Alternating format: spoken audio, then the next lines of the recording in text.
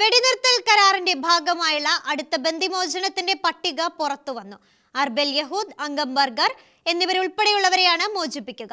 Hamas കൈമാറുന്ന മൂന്നാമത്തെ ബന്ദിയുടെ വിശദാംശങ്ങൾ ഇതുവരെ പുറത്തുവിട്ടിട്ടില്ല.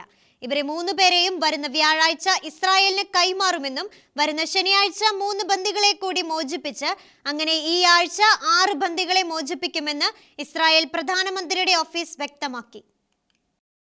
തെക്കൻ ഇസ്രായേലിലെ അതിർത്തി ഗ്രാമമായ നഹാലോസിലെ സൈനിക പോസ്റ്റിൽ നിന്നും ഹമാസ് തട്ടിക്കൊണ്ടുപോയതാണ് 21 വയസ്സുള്ള അകം ബർഗറെ. കഴിഞ്ഞ ശനിയാഴ്ച മോചിപ്പിക്കപ്പെട്ട വനിതാ സൈനികർക്കൊപ്പമാണ് നഹാലോസിലെ സൈനിക ഔട്ട്പോസ്റ്റിൽ നിന്നും അകം ബർഗറെയും ഹമാസ് ഭീകരർ തട്ടിക്കൊണ്ടുപോയത്. ഇവരെ 5 പേരെയും ഒരുമിച്ചായിരുന്നു ഹമാസ് തടവിൽ പാർപ്പിച്ചതെന്നായിരുന്നു മോചിപ്പിക്കപ്പെട്ട സൈനികരുടെ വെളിപ്പെടുത്തൽ. കഴിഞ്ഞ ശനിയാഴ്ച നടന്ന ബന്ദിമോചനത്തിൽ ഇസ്രായേൽ ആവശ്യപ്പെട്ടിരുന്ന മറ്റൊരു പേരായിരുന്നു അർബൽ യഹൂദിന്റേത്. അന്ന് അർബൽ യഹൂദിന്റെ മോചനം നടക്കാത്തതിൽ അതൃപ്തി അറിയിച്ച് ഇസ്രായേൽ മോചിപ്പിച്ച പാലസ്തീൻ തടവുകാർ വെസ്റ്റ് ബാങ്കിലേക്ക് മടങ്ങുന്നത് ഇസ്രായേൽ വൈകിപ്പിച്ചിരുന്നു.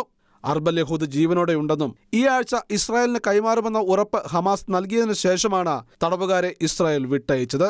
2023 ഒക്ടോബർ 7 നടന്ന ആക്രമണത്തിനിടെ കിബൂട്സ് നിറോസിൽ നിന്നാണ് അർബൽ യഹൂദിനെ ഹമാസ് തട്ടിക്കൊണ്ടുപോയത്.